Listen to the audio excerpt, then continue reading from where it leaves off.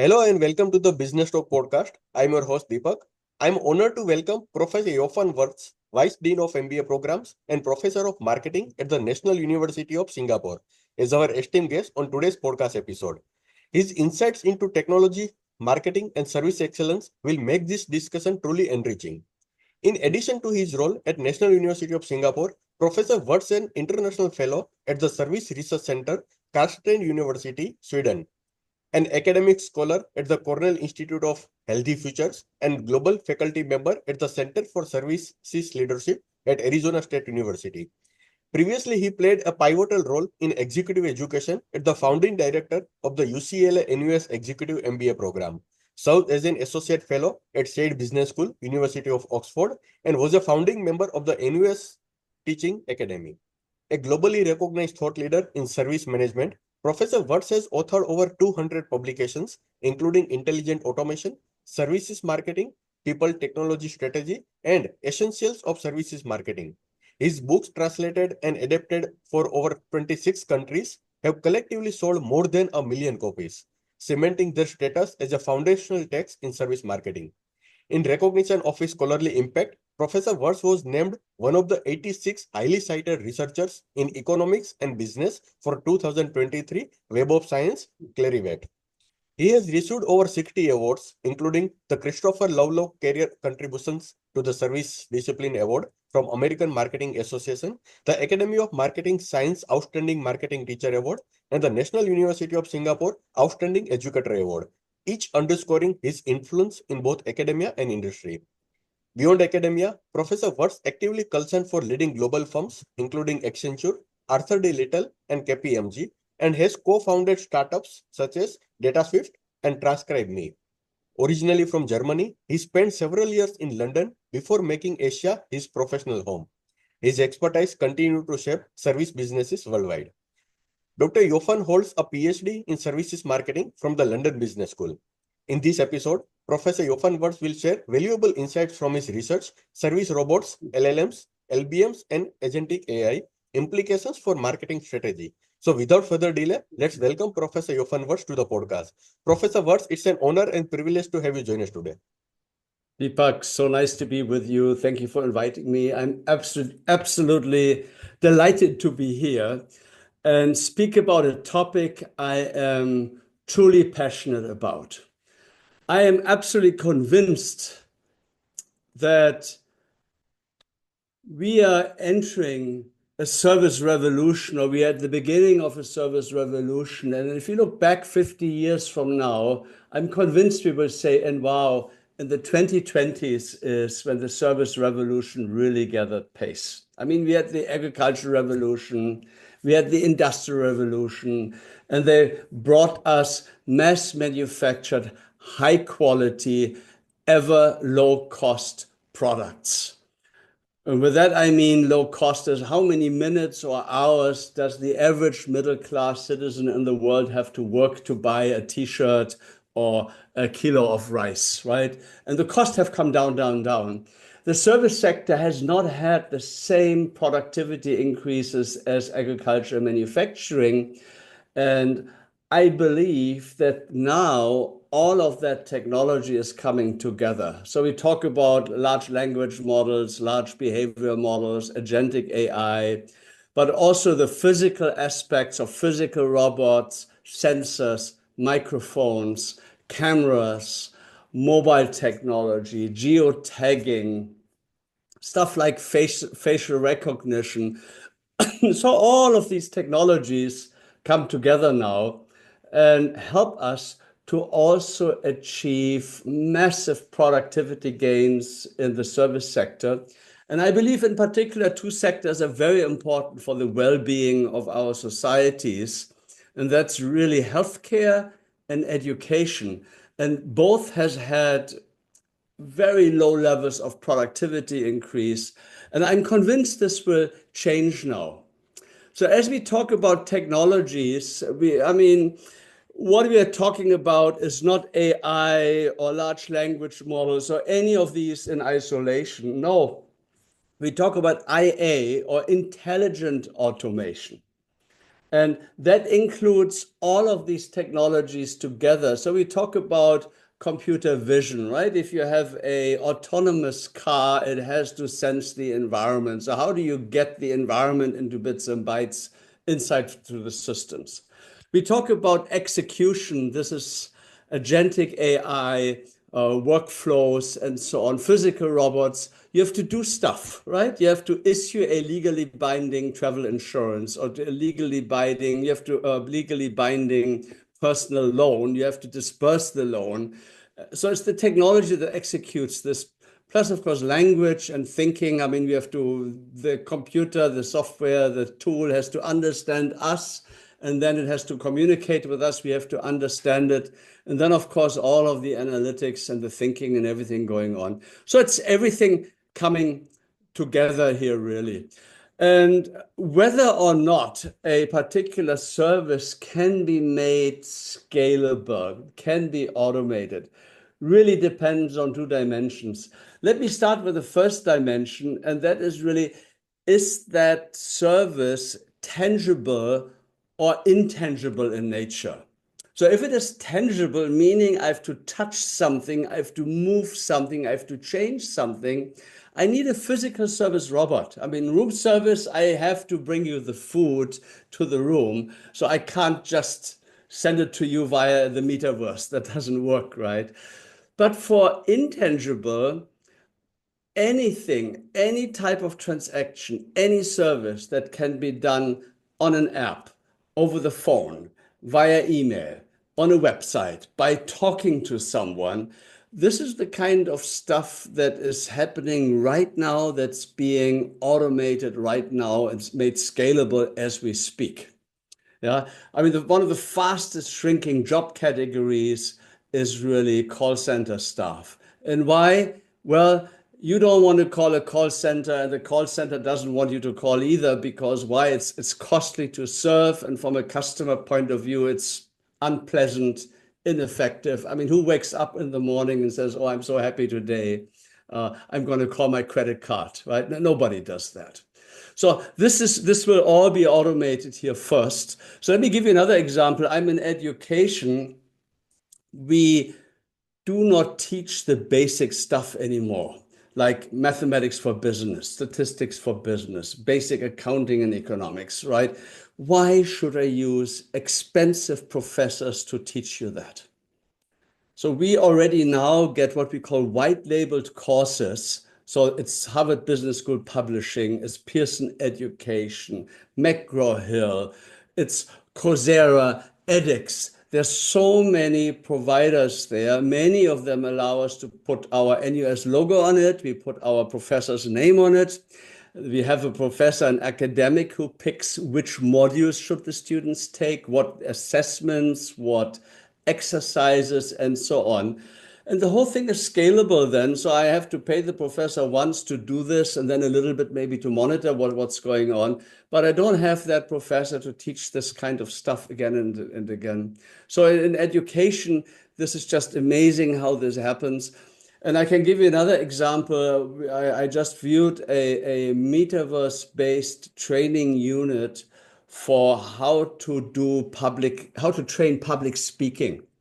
And you put on goggles, you're in the metaverse, and you pick what kind of context are you talking about.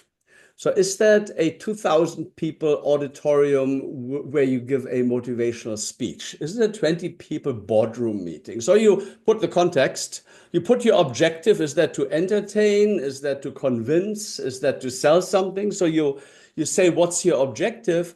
And then you give a 5 to 10 minute speech.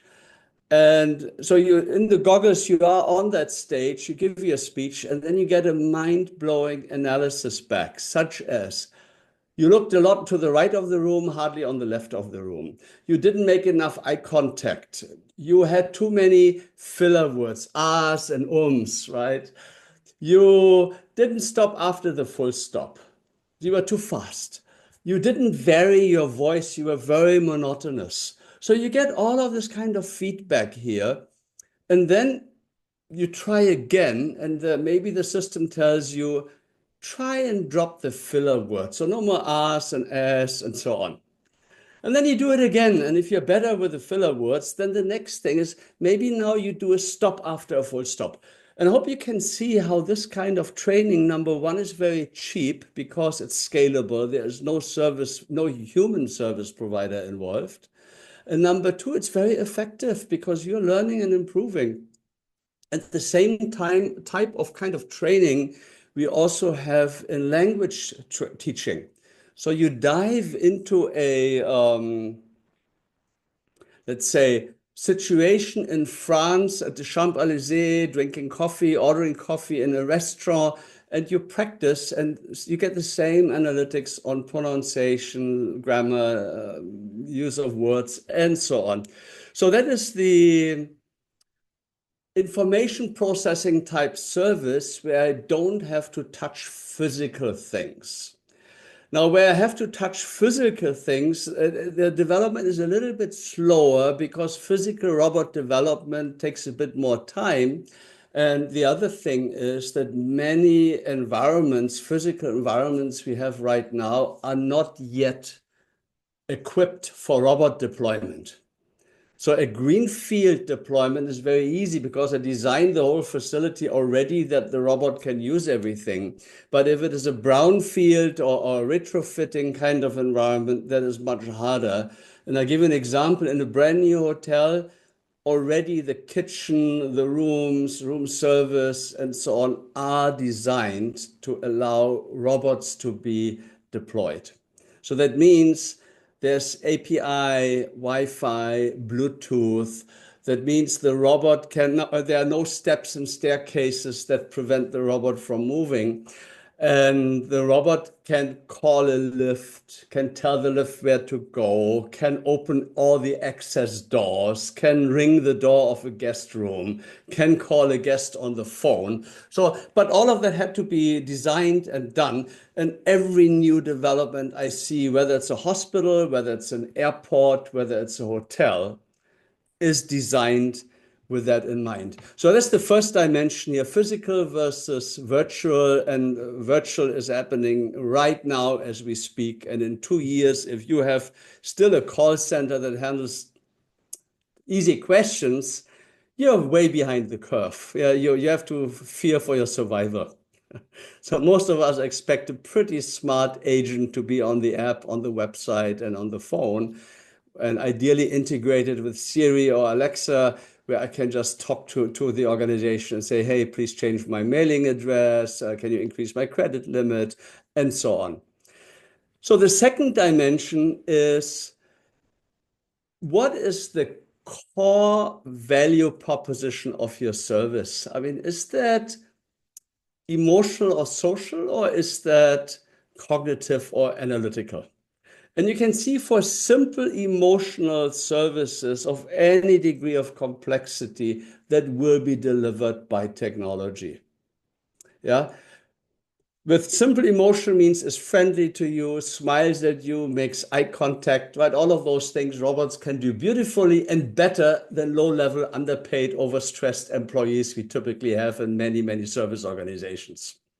Yeah, like including call centers.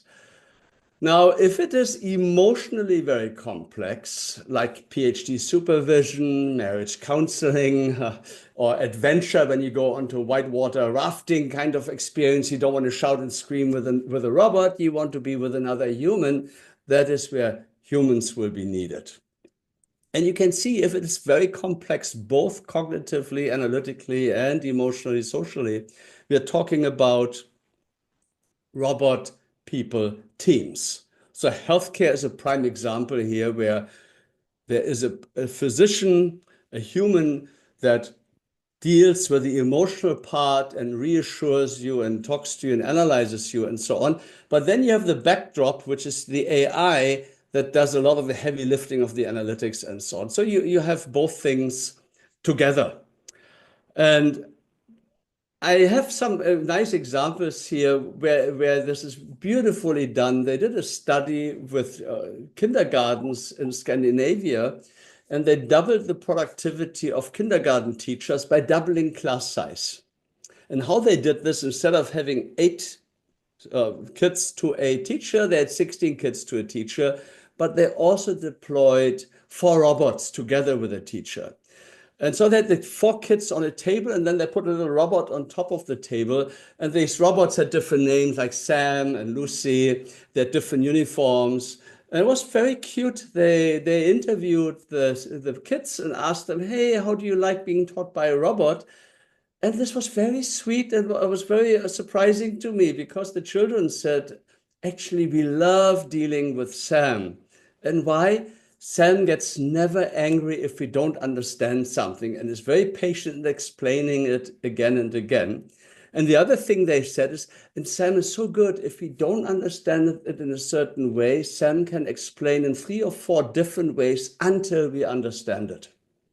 Now, what is the role of the teacher then in this case? It was quite clear. There were kids with breakdowns or meltdowns. There were children arguing. There were kids that didn't feel well, kids that were not motivated.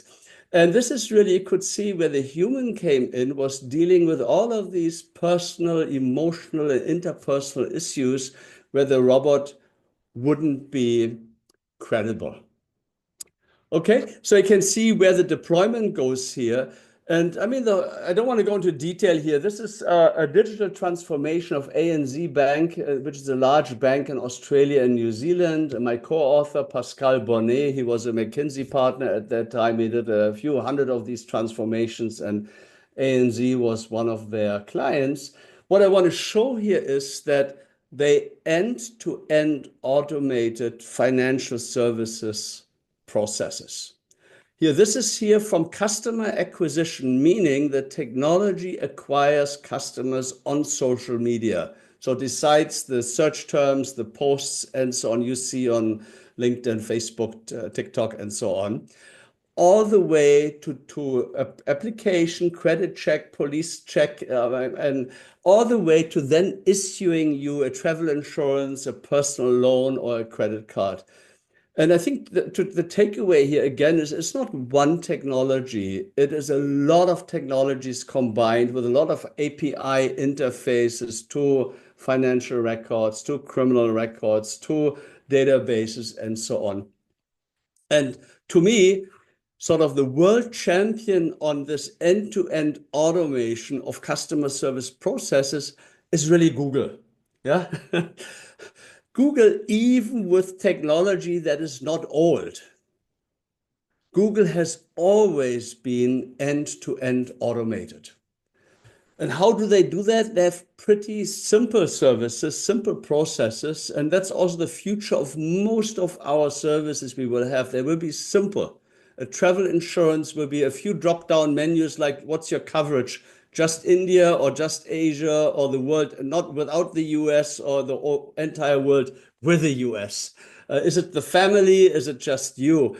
Is it an annual insurance? Is it insurance for one trip and for how many days, right? That is it. And then maybe you have 2 or 3 levels of the insurance, economy, advanced, and the premium kind of coverage. And if you want anything more customized, they will tell you, so sorry, we don't have that. But if you're okay with it, this will be given to you basically without talking to anyone. And it's a bit like Google.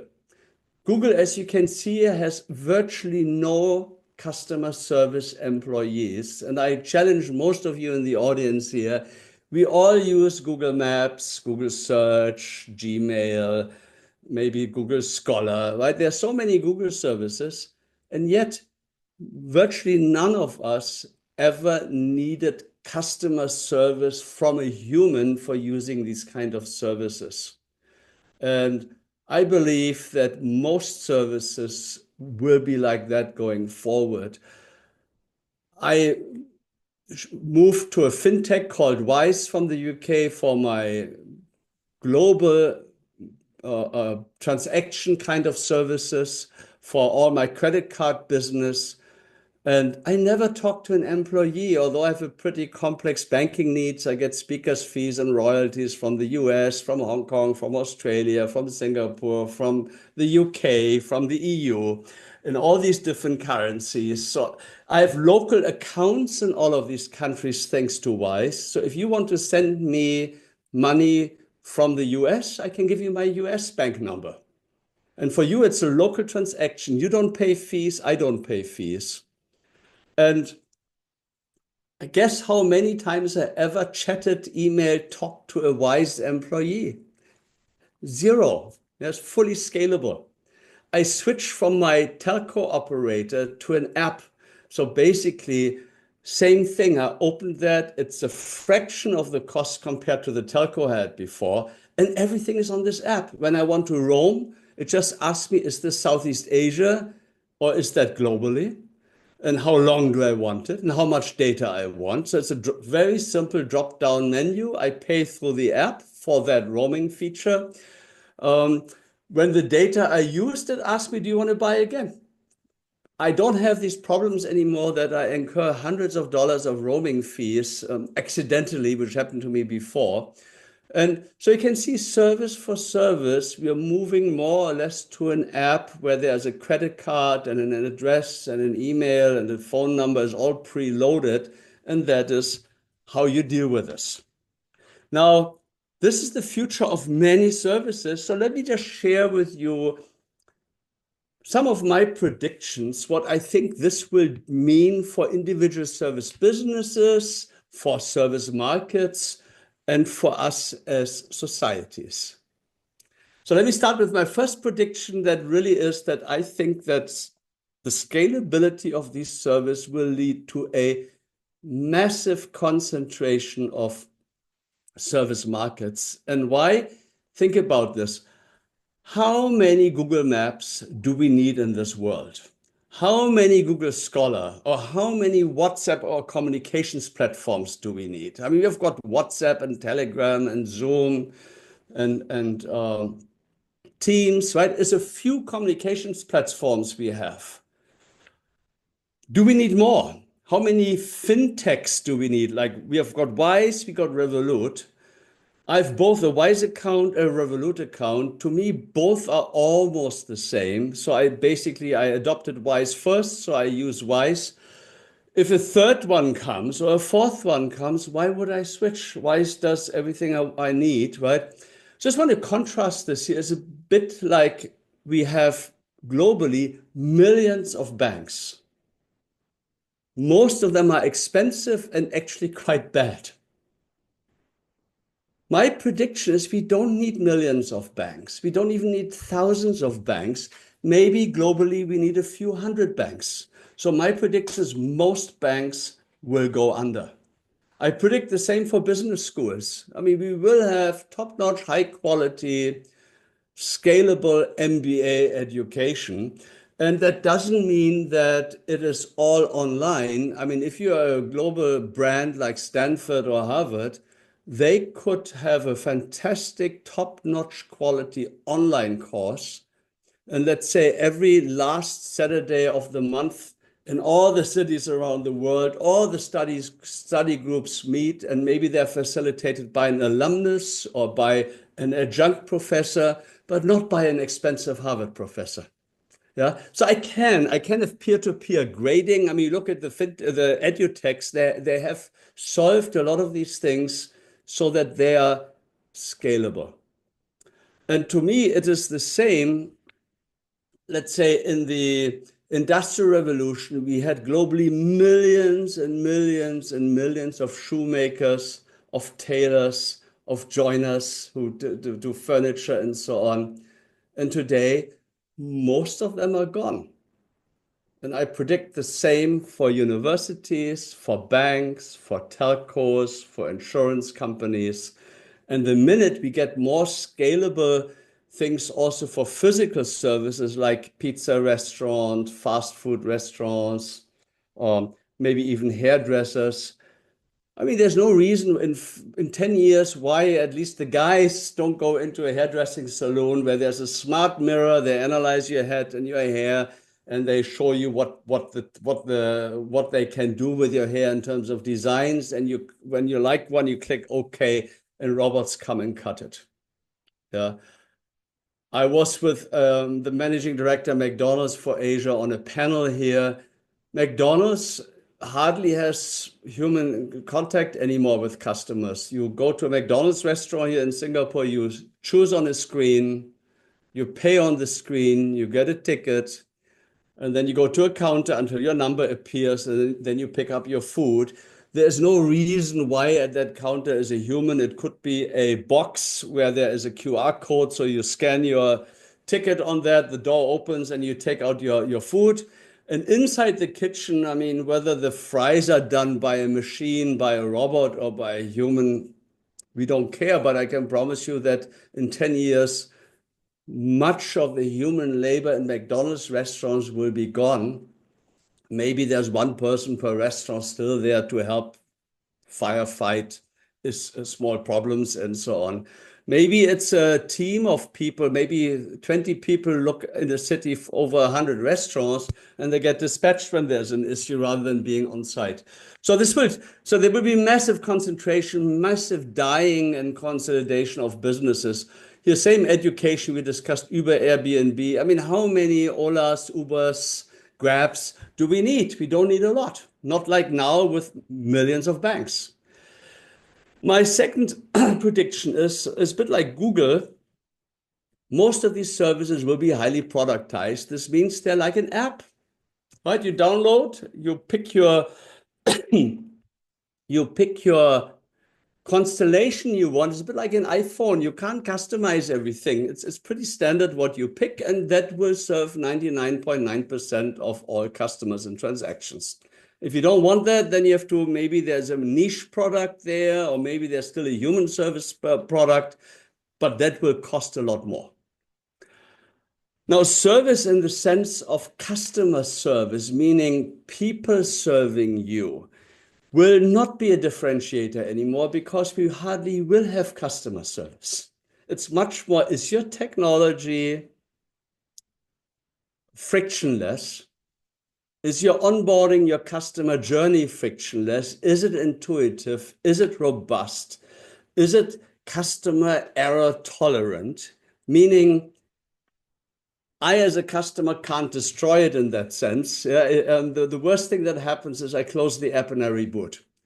So you design it well, we don't need customer service. You design it badly, most likely you're not going to succeed. Now, will it all be only scalable technology provided services? And my prediction is no. We will have a luxury end or segment in most service markets. I mean, will Harvard Business School die, or will they be able to continue to command a massive price premium over scalable end-to-end solutions? Or will private banking, high net worth banking die? And my prediction is no, it will stay there. It is a bit like we still have handcrafted clothes and handbags and watches. They just happen to be the ultra high luxury end of the market, like the Hermes, the Louis Vuittons, the really high end parts. But the price premium, the multiple, will increase even further because the scalable stuff will become cheaper and cheaper and cheaper. Whereas the handcrafted stuff, you have staffing cost, will not. Now, from a business point of view, I predict that most of this technology will not be built in-house. And why? You think about this, how many banks build their own ATMs or retailers build their own point of sales equipment? They don't. And likewise, I don't think service businesses will build their own technology. They will all buy this from global solutions providers like Soul Machines. They design your digital workforce here. So they help you to design the uniforms, the facial expression, the accent, the language they think your customers like. And I think like a big bank, my guess is they will have 6, 7 digital customer service agents. And you pick the gender, the age, the ethnic group, the accent you like, But the bank will they will design 6, and they will not do this in-house. They will do this with a company here, with a specialized provider. And likewise, I mean, if you're a pizza chain, if you're a sushi chain, you will not design your own baristas and bartenders and kitchen robots. You will buy them from a provider, which means you buy it from that provider and your competitor will buy it from that provider. And that means no more differentiation for you. Yes, I mean, it's a bit like what I said, my Wise and Revolut fintechs, there's not much difference between them. So who wins in the marketplace? Yeah. So if the technology and functionality and everything is the same, then it comes down to who is entering first, who has the better branding and so on, but not anymore on features and other things because that's the same. Now, I believe that this technology, like the Industrial Revolution and the Agricultural Revolution, can deliver a massive increase in the standard of living of our world. And I mean, I put here the UN development goals here. To me, still education, healthcare are critical. And especially on those parts, there is a vast underserving, especially in the developing world, but also in the developed world. There's an insatiable demand for healthcare and education, and both industries are terribly expensive and unproductive. So here's the biggest potential here with health tech and edutech and scalable solutions that can provide a massive increase in quality of life. And let me also say that already our quality of life and standard of living, thanks to these kind of services, already is increasing. We just don't notice it anymore. But I still remember when I moved to London from Germany, how hard work that was. And why? There was no Google Maps. There was no mobile phone. I had to look into the newspaper to find, let's say, if there were rooms for rental. Then I had to go there and have a look. And maybe I could look at 3 rooms a day. Yeah, there was no convenient payment services and so on, no mobile phones. So I compare this to today. When my kids moved out, my wife was so worried, oh my gosh, how are they going to survive when they live in Europe all by themselves? And guess how they survive? If you have a dishwasher and the water doesn't drain, what do? You key in the model number into YouTube and say water doesn't drain, and there are 5, 6 short 2, 3, 4, 5-minute videos on, hey, what to check, which filter to clean, which hose to open, and basically there's almost nothing you can't look up on YouTube here. And what does YouTube, what does Google Maps, or what does WhatsApp cost you? When I moved to London, a 1-minute phone call to Germany was £2.60. A 10-minute call was £26. Can you imagine how many pints that was? So I didn't call back home that much, right? Today, we have a 1-hour video call for the whole family every Sunday because we're all in different places here. And what does that cost us? It's nothing, right? It's free. So these services, because they're end-to-end automated and scalable, the incremental delivery is so cheap that these services can be either free and funded through advertising or charged at a very small price. But compare that to what we paid, let's say, 20 or 30 years ago for the same functionality. So I think a lot more services, especially health apps, will be virtually free. And why? All of the cost is in the development and not in the usage. Here, my last kind of implication chart here is that there are, of course, massive concerns with this technology. And I could spend hours on this, but let me just say on the ethics part, a few parts. There's, of course, a danger of dehumanization, threat to human dignity, social depreciation, disempowerment, social engineering, addiction. Yeah, these are all issues that come if you're only interacting with technology. There is stuff like technology is malleable. None of the social media algorithms were designed to spread hate news and fake news. They were designed to create engagement. And so happens that this kind of news engages, and that's why it was pushed. And the other concern is that this technology is so good at predicting and understanding us better than we ourselves. So it can predict us, it can nudge us, it can manipulate us without us really knowing ourselves.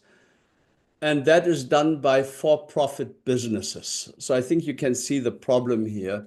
Fairness is another thing. No algorithm, no technology is bias-free. There are 8 different types of biases here. And I mean, we all have seen the big firestorms and we had when, let's say, ladies got lower credit limits than guys. Somebody in the US who lived in a certain neighborhood got lower credit limits. So there are these, we don't understand these black box algorithms here. So the biases are an issue. And the last one is, of course, privacy. We have no more fairness in the privacy policies. In Germany, if you want to sell something on eBay, you have to click agree to the privacy policies. And effectively, you give eBay permission to use your data with over 900 partners globally. So, I mean, what privacy are you talking about, right? Now, I mean, these are sort of my implications or predictions here, and I'm happy to discuss a few of them. Let me also close here with what I've been sharing here. We have done tons of research, academic research, a lot of papers. We've been working on this for almost 10 years now. 4 years ago, we published the Intelligent Automation book, which was on the Amazon bestseller list for over 10 months.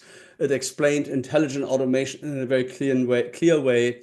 And now we just 3 days ago published Agentic Artificial Intelligence, which is of the next level of this technology, where we have technology executing and doing work for you with a particular objective or outcome in mind.